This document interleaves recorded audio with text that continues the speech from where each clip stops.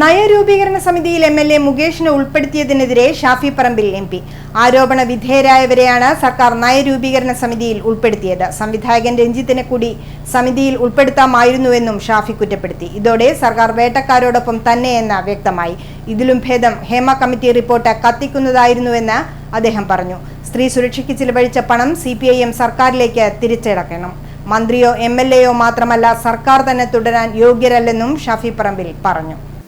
അല്ല, ഇപ്പം നയരൂപീകരണ സമിതിയിലും അവരെ ഉൾപ്പെടുത്തിയതായിട്ടാണ് ഇപ്പം ഇന്ന് രാവിലെ വാർത്തകൾ വരുന്നത്, അല്ലേ? മുകേഷിനൊക്കെ ഉൾപ്പെടുത്തി അതിൻ്റെ കാര്യങ്ങളാണ്. അപ്പം അങ്ങനെയാണ് ഇപ്പം ഇപ്പോൾ രഞ്ജിത്തിനെ മാത്രമായിട്ട് ഒഴിവാക്കുന്നത് എന്തിനാ? ഇതാണ് സർക്കാരിൻ്റെ ആറ്റിറ്റ്യൂഡെങ്കിൽ ഞാൻ പറയുന്നത്, ഹേമ കമ്മിറ്റി റിപ്പോർട്ടിൽ ഏറ്റവും ലീസ്റ്റ് ബോധേഡ് ആയിട്ടുള്ളത് ഈ ഗവൺമെൻറ്റാണ്. അതിനെ ഒട്ടും ഗൗരവത്തിലെടുക്കാത്തത് ഈ സർക്കാരാണ്.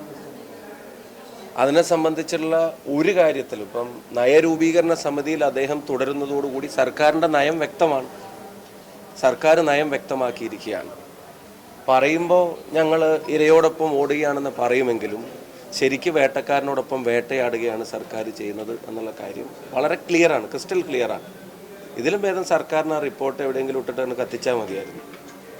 അതല്ലെങ്കിൽ സർക്കാർ അതിന് ഒട്ടും ഗൗരവം കൊടുത്തിട്ടില്ല എന്നുള്ള കാര്യം വളരെ ക്ലിയറാണ്. സർക്കാരാണ് ഇതിൽ ഒന്നാം പ്രതി എന്ന് തന്നെ പറയേണ്ടത്.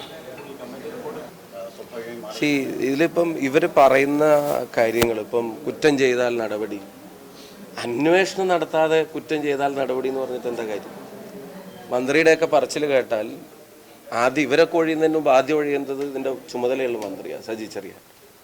അവരുടെയൊക്കെ പറച്ചിൽ കേട്ടാൽ ഇത് പിന്നെ സ്വമേധയാ അങ്ങ് തെളിഞ്ഞോളും, സർക്കാരിനൊരു ഉത്തരവാദിത്വം ഇല്ല, അന്വേഷണ സംവിധാനങ്ങൾക്കൊരു ഉത്തരവാദിത്വം ഇല്ല എന്നൊക്കെ പറഞ്ഞ് അത് പറഞ്ഞു ഒഴിയുകയാണ്. ഞാൻ അതിന് എൻ്റെ ആദ്യത്തെ വാചകത്തിലെല്ലാം ഉണ്ടെന്നാണ് എൻ്റെ വിശ്വാസം. ആ സർക്കാർ നയം, വേട്ടക്കാരനോടൊപ്പം വേട്ടയാടുക എന്നുള്ള സർക്കാർ നയം സർക്കാർ വ്യക്തമാക്കിയിരിക്കുകയാണ്.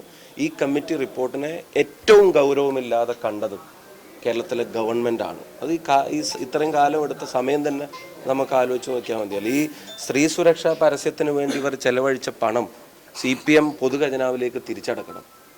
ഒരു വശത്ത് പൊതുനികുതി എടുത്തിട്ട് ഇതിനൊക്കെ ചെലവഴിക്കുക, അതേസമയം സർക്കാർ സംവിധാനത്തിൽ ഇരുന്ന് ഇത് മൂടി വെക്കുക. പിന്നെ എന്തിനാ ജനങ്ങളുടെ പണം അതിൻ്റെ സുരക്ഷ എന്നൊക്കെ പറഞ്ഞിട്ട് ഇവർ ചെലവഴിക്കുന്നത്? ആ പണം CPM പിന്നെ പൊതുഖജനാവിലേക്ക് തിരിച്ചടക്കണം എന്നാണ് ഞങ്ങളുടെ അഭിപ്രായം.